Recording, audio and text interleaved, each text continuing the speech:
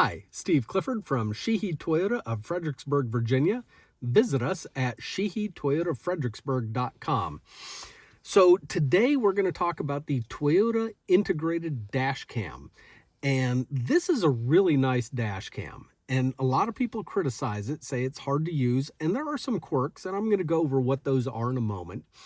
But honestly, there's some really nice features about this. And what's really nice about it is you don't have to wire it. You don't have to worry about warranty issues because this is all Toyota stuff. This is stuff that Toyota has said is good to go and it'll work in your car.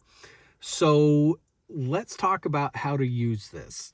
So first of all, you're going to need an app, and you need the Toyota Integrated Dash Cam. This one right here. You're going to need that app. The next thing that you're going to need to do is to turn off Apple CarPlay. Now, the thing is about Apple CarPlay and Android Auto, you don't need to turn it off in order to use the dash cam.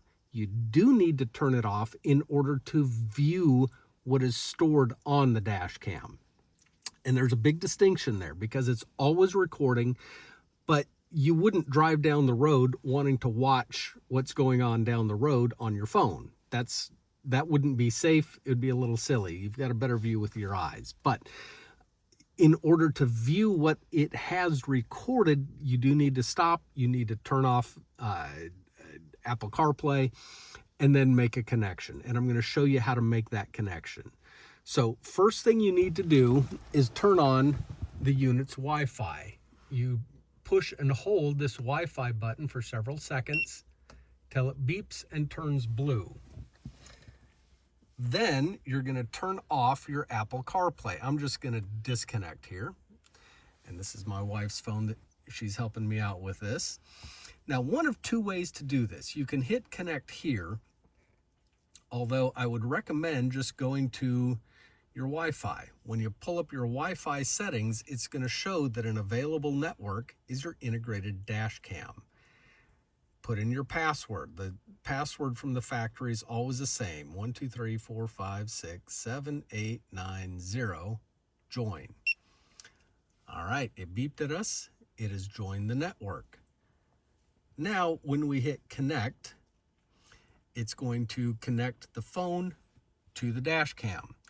And I can look at a live view, which is, as I mentioned, a little bit useless, but it's there. You can see what it is currently recording.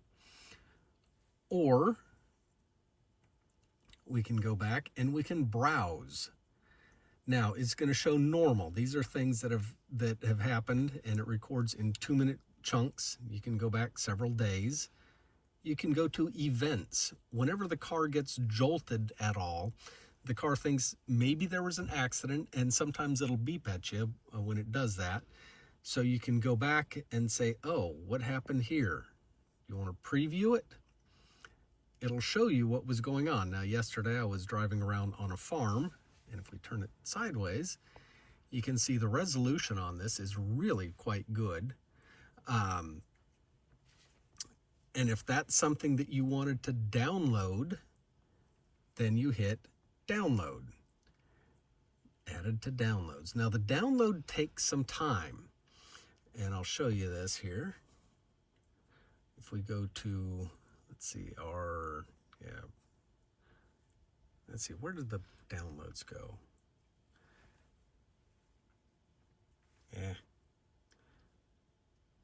Oh wait, it just disconnected because we had an incoming phone call there. All right, so let's check our downloads.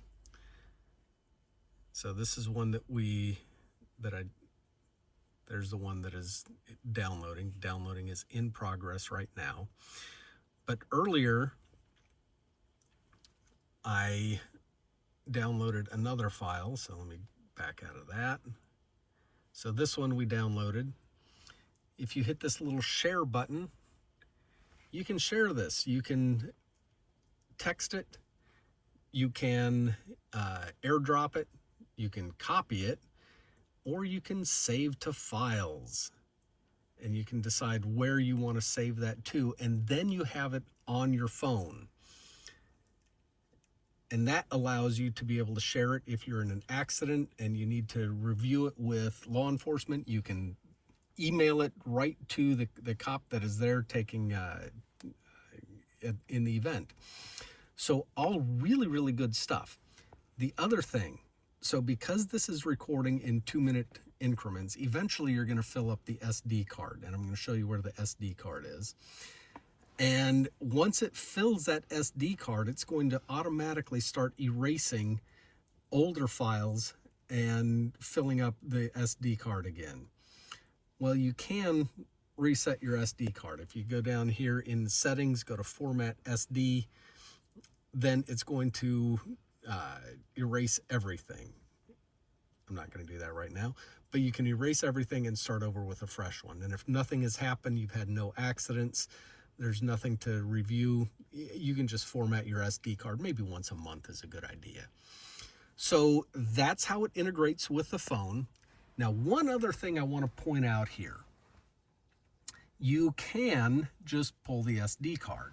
If you are not comfortable doing it the other way, pull out where it says pull here. Oh, yeah, it doesn't like that. Might take a little pocket knife, but anyway, your SD card is back there. So pull out your SD card and stick that into a computer, and you can use that for evidence. If your lawyer needs it or anything like that, they're probably going to want to have you pull the SD card so it doesn't get damaged. So that's how the integrated dash camera works. It's not that complicated. There's a little bit of a learning curve, but there is with all of them. I've used 3 different models of dash cams now. The one from FitCam X actually works really well. I've been happy with that one. I find that the Toyota one, though, because it is from the factory and it is integrated, there's no concerns about warranty or anything like that. This is my preference. So once you learn it, you'll find it works really, really well. Hope this has helped you out. If it has, please consider subscribing to my YouTube channel, and thank you for watching.